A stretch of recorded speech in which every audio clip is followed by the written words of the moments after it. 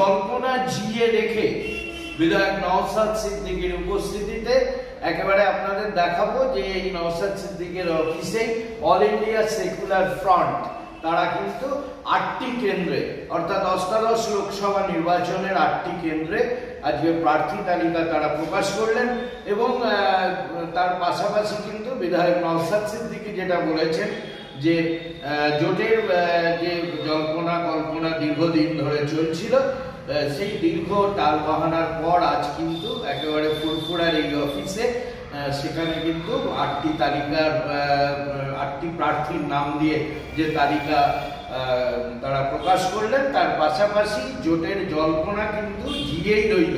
অর্থাৎ একদিকে যেমন আইএসএফ এর সঙ্গে বামফ্রন্টের যে জট সেই জট কিন্তু এখনো সেই জটের দরজা খোলা রয়েছে এমনটা বিধায়ক নওশাদ সিদ্দিকী জানিয়েছেন। তার একজনের নামের সঙ্গে সংসদীয়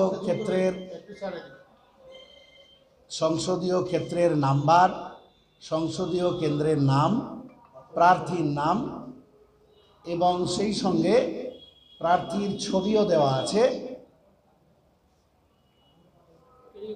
আমরা প্রথম পর্বের এই 8 জন প্রার্থীর নাম আজ ঘোষণা করলাম।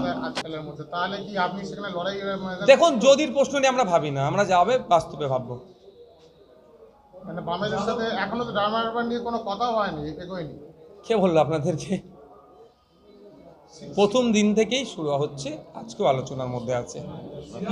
বিমান বসু নাকি বলেছিলেন যে আপনি ইচ্ছা প্রকাশ করেননি, প্রথম দিনই বলেছিলেন। দেখুন, বিমান বসুর মহাশয় সিনিয়র লিডার, শুধুমাত্র বামফ্রন্টের মধ্যে সিনিয়র নয়, আমার মনে হয় রাজ্যের যে সমস্ত সিনিয়র লিডারদের মধ্যে তিনি একজন, অন্যতম একজন। সুতরাং কিছু বিষয় হয়তো সিনিয়র মানুষজনের বক্তব্য শুনলেও আমাদের রুচি, আমাদের পার্টির রুচিতে তাকে আমরা এড়িয়ে যাই, সেই বিষয়টাতে আমরা ডিবেট করতে চাই না। কারণ যখন ওই প্রেস কনফারেন্সে এমন কিছু মন্তব্য হয়েছে, মন্তব্য হওয়ার সাথে সাথে আমাদের পার্টির প্রতিষ্ঠাতা, আমাদের পার্টির প্রাণপুরুষ পীরজাদা আব্বাস সিদ্দিকী ভাইজান সাথে সাথে আমাদেরকে নির্দেশ দিয়েছে যে এই বক্তব্যের তোমরা কাউন্টার করতে যেও না। কেন? তার তিনি সুদূর প্রসারী চিন্তাভাবনা নিয়ে চলেন, আগামীর কথা অনেকটা ভাবেন। ছোট্টখাটো বিষয় নেই, বিমান বসুর মন্তব্য তো আমি করব, প্রতি উত্তর দেওয়াই যায়। কারো কাছে আমরা মাথা বিক্রি করে রাখিনি বা কারো কাছে টিকি আমাদের বন্ধক দিইনি, কিন্তু কিছু ক্ষেত্রে কিছু সিনিয়র মোস্ট মানুষদের সম্মানার্থে কিছু বিষয় চুপ করে যেতে হয়।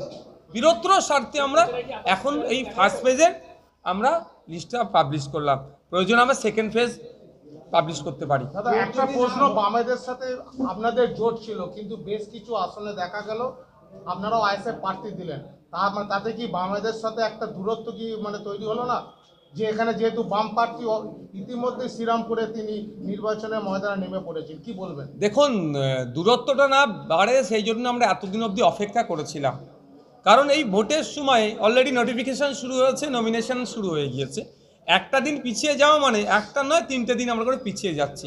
স্বাভাবিকভাবে আমাদের কর্মী সমর্থকদের আবেগ, ভালোবাসা, তাদের চাওয়া, তাদের ডিমান্ড আমরা কিছুটা হলেও হয়তো সময়ের সাথে দিতে পারিনি। লক্ষ্য একটাই ছিল যে জোটটা যাতে হয়, কিন্তু একটা নির্দিষ্ট সময় পর্যন্ত অপেক্ষা করা দরকার।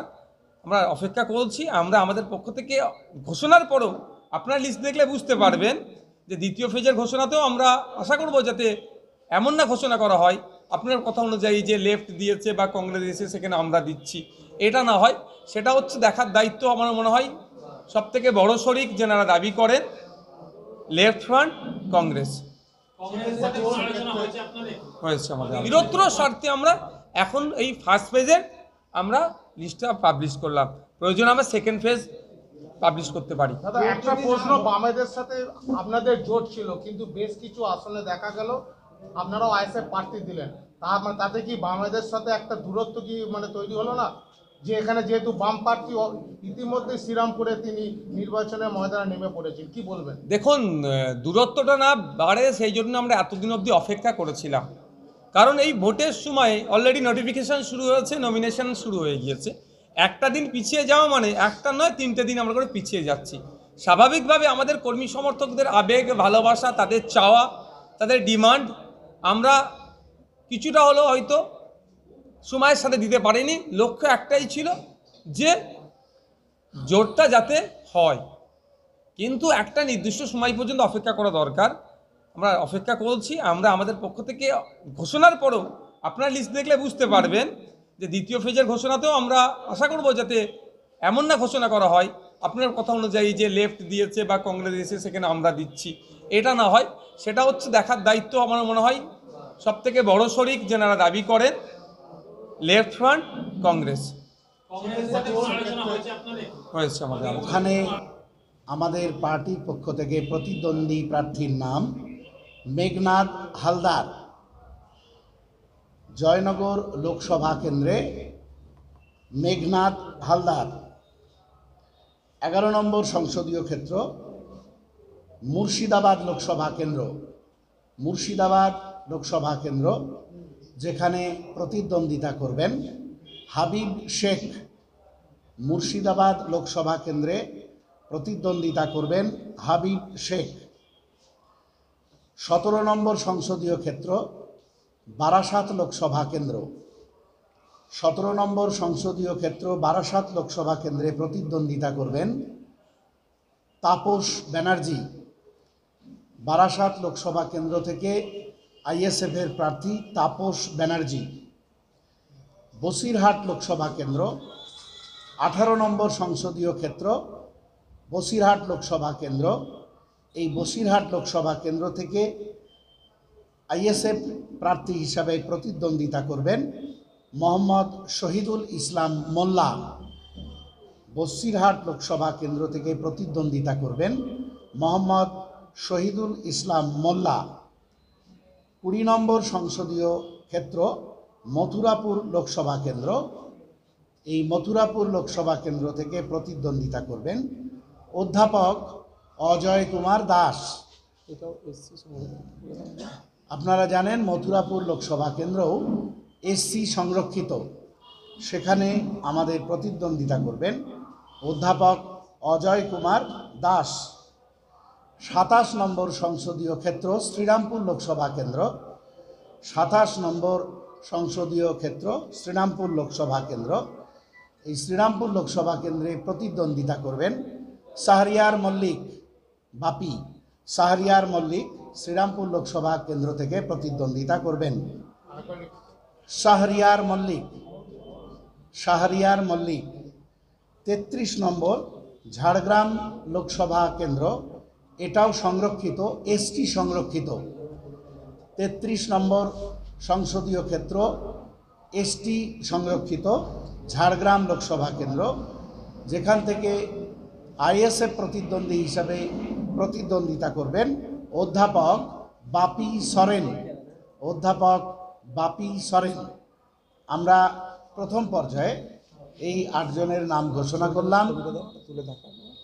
প্রথম পর্যায়ে আপনাদের জানাই দর্শক যে সেকেন্ড ফেজে যে তারা প্রার্থী তালিকা প্রকাশ করবেন এমনটাও জানিয়েছেন, এবং তার পাশাপাশি নওশাদ সিদ্দিকী সাংবাদিকদের প্রশ্নের উত্তরে জানিয়েছেন যে মাথা বিকোনোর কোনো ব্যাপার নেই, অর্থাৎ মাথা বিক্রি করে রাখিনি। আমাদের দলীয় যে সংগঠন সেই সংগঠনের কর্মীদের চাওয়া পাওয়া আবেগ ইত্যাদিকে গুরুত্ব দিয়েই কিন্তু আজকের এই তড়িঘড়ি তালিকা প্রকাশ হলো। কারণ এতদিন ধরেই তালিকা প্রকাশ নিয়েই চলছিল, কিন্তু প্রার্থী তালিকা প্রকাশ নিয়েই চলছিল দীর্ঘ টালবাহানা, এবং তার আজকে প্রথম ফেজের অবসান হলো। এবং সেখানে কিন্তু একদিকে যখন শ্রীরামপুরের প্রার্থী কল্যাণ ব্যানার্জি টিএমসি মনোনীত প্রার্থী তিনি প্রচার শুরু করে দিয়েছেন, পাশাপাশি বামফ্রন্টের যিনি প্রার্থী দীপশিতা ধর তিনি প্রচার শুরু করে দিয়েছেন। তারপরে নওশাদ সিদ্দিকী বলছেন নমিনেশন শুরু হয়ে গেছে, নোটিফিকেশন শুরু হয়ে গেছে, আর কতদিনের অপেক্ষা। এই অপেক্ষার যে অবসান সেটা কিন্তু প্রথম ফেজে আজকে হলো। আগামীতে এটাই এখন দেখার যে নওশাদ সিদ্দিকী নিজে ডায়মন্ড হারবারে প্রার্থী হন কিনা।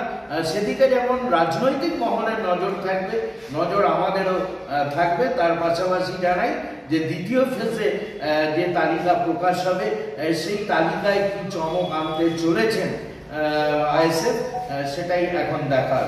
Arup Maitra, Times of news.